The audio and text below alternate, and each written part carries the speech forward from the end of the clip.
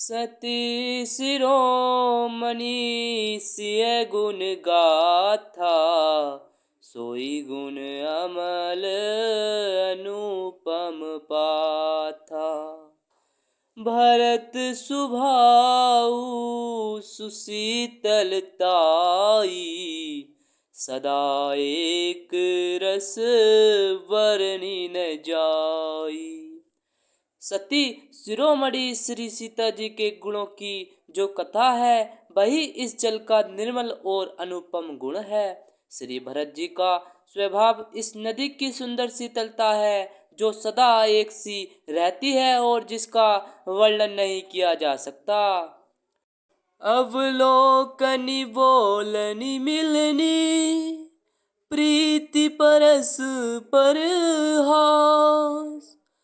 वायप भली चहु बंधु की, जल माधुरी सुबास। चारों भाइयों का परस्पर देखना, बोलना मिलना, एक दूसरे से प्रेम करना, हंसना और सुंदर भाईपन इस जल की मधुरता और सुगंध है।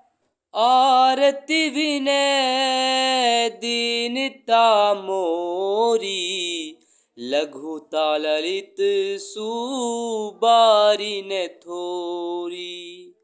अद्भुत सलील सुनत गुणकारी, आस पियास मनोमल हारी। मेरा आर्त भाव, विनय और दीनता इस सुंदर और निर्मल जल का कम हल्कापन नहीं है, अर्थात अत्यंत हल्कापन है। यह जल बड़ा ही अनोखा है, जो सुनने से ही गुण करता है और आशा रूपी प्यास को और मन के मैल को दूर कर देता है। राम सुप्रेम ही पोसत पानी, हरत सकल कली कलुष गलानी। भव श्रम शोषक तोषक तोषा, समन दुरित दुख दारिद दोषा। यह जल श्री रामचंद्र जी के सुंदर प्रेम को पुष्ट करता है, कलयुग के समस्त पापों और उनसे होने वाली ग्लानि को हर लेता है, संसार के जन्म मृत्यु रूप श्रम को सोख लेता है, संतोष को भी संतुष्ट करता है और पाप ताप दरिद्रता और दोषों को नष्ट कर देता है। काम को मद मोह नशा बन, विमल विवेक विराग बढ़ावन। सादर मज्जन पान किए ते, मिटहि पाप परिताप हुए ते। यह जल काम क्रोध मद और मोह का नाश करने वाला और निर्मल ज्ञान और वैराग्य को बढ़ाने वाला है। इसमें आदर पूर्वक स्नान करने से और इसे पीने से हृदय में रहने वाले सब पाप ताप मिट जाते हैं। जिन यही बारी न मानस धोए, ते कायर कली काल विगोए। त्रसित निरखी रवि कर भव बारी, फिरी हहि मृग जिमी जीव दुखारी। जिन्होंने इस राम सुयस रूपी जल से अपने हृदय को नहीं धोया, वे कायर कलिकाल के द्वारा ठगे गए। जैसे प्यासा हिरण सूर्य की किरणों के रेत पर पड़ने से उत्पन्न हुए जल के भ्रम को वास्तविक जल समझकर पीने को दौड़ता है और जल न पाकर दुखी होता है, वैसे ही वे कलयुग से ठगे हुए जीव भी विषयों के पीछे भटक कर दुखी होंगे। मति अनुहारी सुवारी गुण, गन गनि मन अनवाई। सुमरी भवानी शंकर ही, कह कवि कथा सुहाई।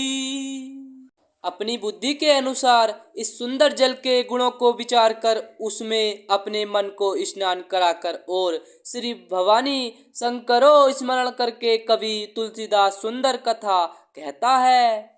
अब रघुपति पद पंकरु हिय धरि पाई प्रसाद, कहु जुगल मुनि वर्य कर मिलन सुभग संवाद। मैं अब श्री रघुनाथ जी के चरण कमलों को हृदय में धारण कर और उनका प्रसाद पाकर दोनों श्रेष्ठ मुनियों के मिलने का सुंदर संवाद वर्णन करता हूँ। भरद्वाज मुनि वसहि प्रयागा, तिनहि राम पद अति अनुरागा। तापस सम दम दया निधाना, परमारथ पथ परम सुजाना।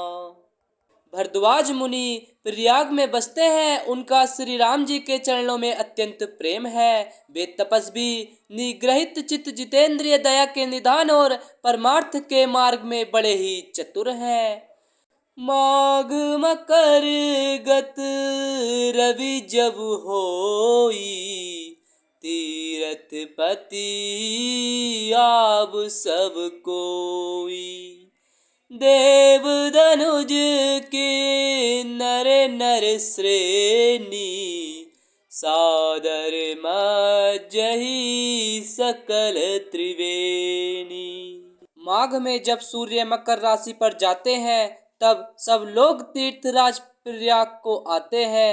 देवता, दैत्य, किन्नर और मनुष्यों के समूह सब आदर पूर्वक त्रिवेणी में स्नान करते हैं। पूजहि माधव पद जल जाता, परसियख है बटु हर सही गाता।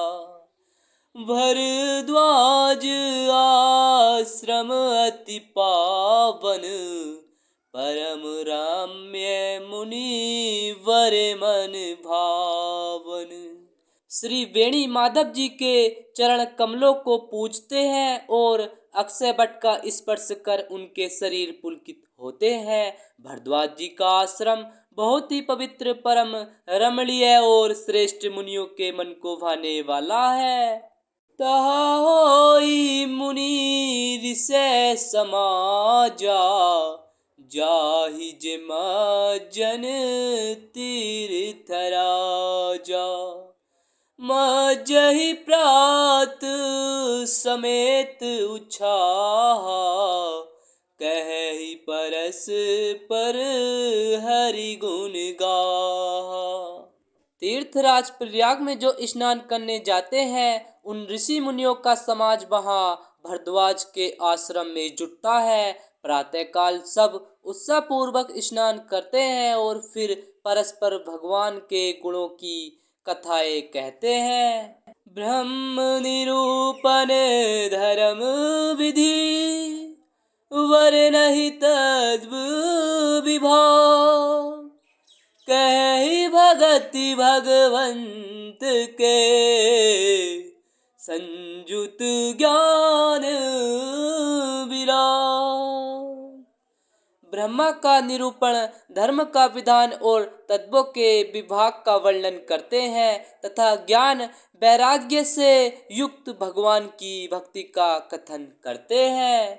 एहि प्रकार भरी माघ नहाई, पुनि सब निज निज आश्रम जाहि।